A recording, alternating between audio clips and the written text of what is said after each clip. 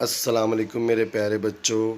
आज हम रियाजी में सही आदत की जमा करना सीखेंगे। Addition of integer number. सबसे पहले सही आदत की जमा की उसूल को देखेंगे। पहला उसूल है यकसा अलामत वाले सही आदत की जमा करते वक्त अलामत का ख्याल किए बगैर आदत की जमा करना होता है, और मुख्तलिफ़ अलामत वाले सही आदत की जमा करते वक्त अलामतों का ख्याल किए बगैर हमें क्या है, बड़े अदद से छोटे अदद को तफरीक करना होता है और बड़े अदद के आगे की अलामत को लगाना होता है। हम सही आदत के जमा के उसूल को एक आसान तरीके से भी समझ सकते हैं। अलग अलग अलामतें होगी तो तफरीक किया जाएगा, और मसावी अलामतें होगी तो जमा किया जाएगा, और बड़े अदद की अलामतों को लिखा जाएगा, वरना हमारा जवाब गलत हो जाएगा। मेरे प्यारे बच्चों, ख़ास बात, सही आदत की जमा करने के बाद हासिल जमा में बड़े अदद के आगे की अलामत को लिखना ज़रूरी होता है, वरना जवाब गलत हो जाएगा। अब हम मिसाल 8 जमा 6 बराबर 14, ये दोनों अदद मस्बत के अदद है, इसे जवाब भी मस्बत अदद में आया। 0 जमा 7 बराबर 7, ये भी दोनों मस्बत के अदद है तो जवाब मस्बत में आया। 2 जमा 9, ये भी मस्बत वाले अदद है, जवाब 11 आया। बड़े अदद के आगे मस्बत है, जवाब में भी मस्बत आया। मिसाल नंबर 4 देखेंगे।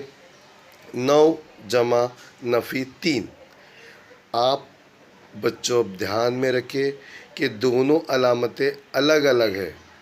जमा और नफ़ी, देखो मैंने बता दिया आपको, जमा और नफ़ी अलग अलग अलामतें, इसलिए हमने बड़े अदद से छोटे अदद को नफ़ी कर दिया। नफ़ी करने पे आपके पास जवाब आया है 6। 9 में से 3 गया, 6 जवाब आया।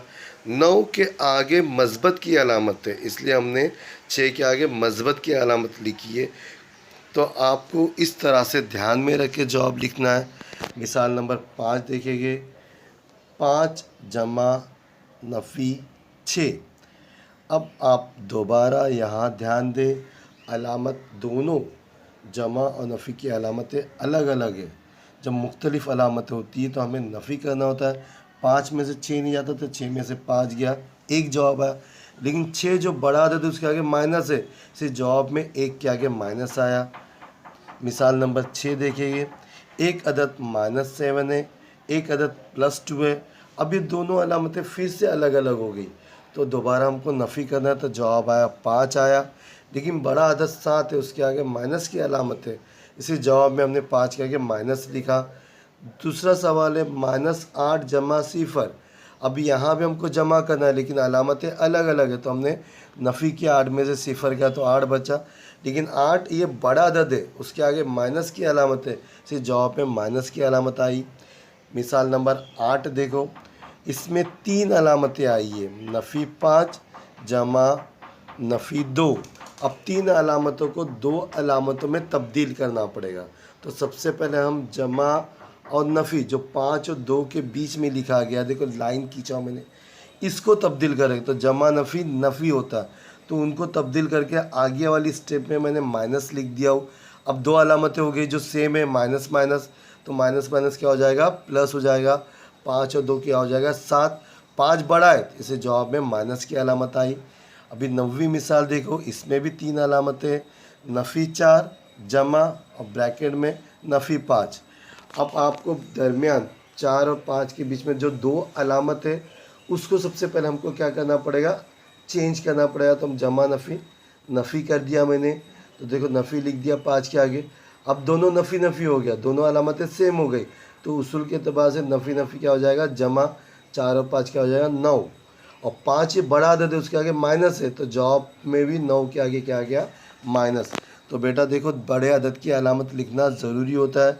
अब आपके सामने एक सवाल दिया हूँ मैंने, जिसमें खड़ी तरतीब में और आड़ी तरतीब में सवाल है, तो एक एक अदद लेके सवाल तैयार करना है, उसे हल करना है।